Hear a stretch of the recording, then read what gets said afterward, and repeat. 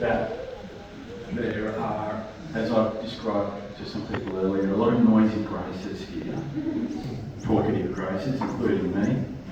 I'm conscious of the fact that we've also got represented here the Murphy and North side of the family. Very important. And I'm just wondering if Auntie Carol might like to just say a couple of words on behalf of the Murphs and the North.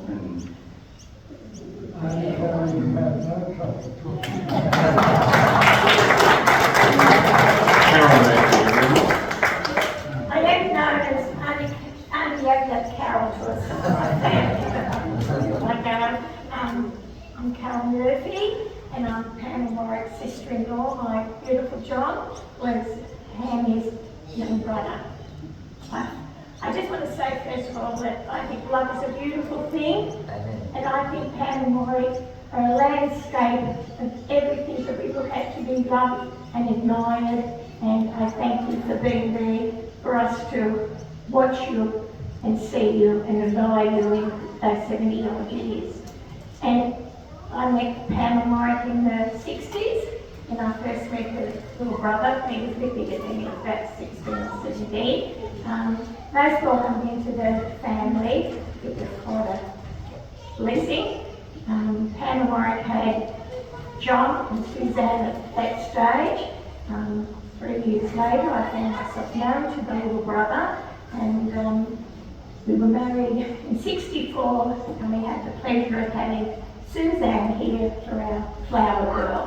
It was a monumental day for all of us and a joyful occasion, and the family were there.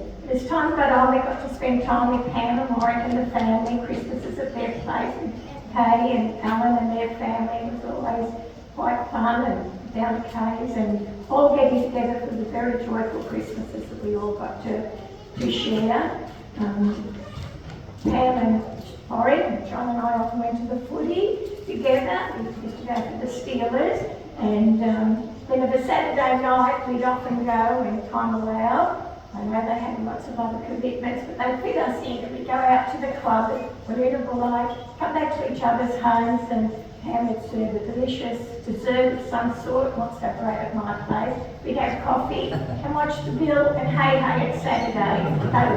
The young ones didn't know them, but they were good shows in those days. And we had lots of lovely Saturday nights with them doing that.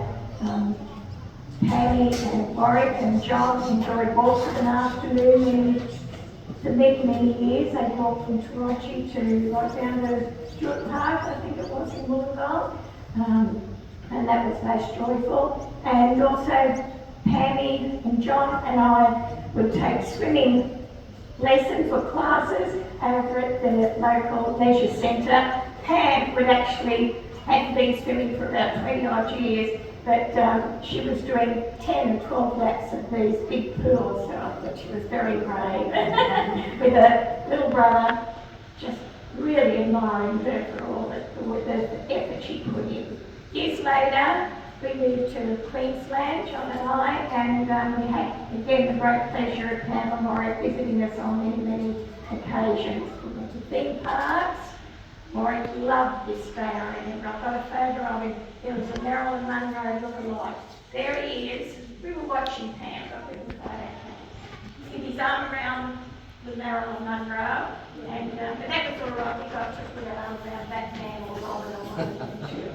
We went to the Outback Spectacular and lots of things.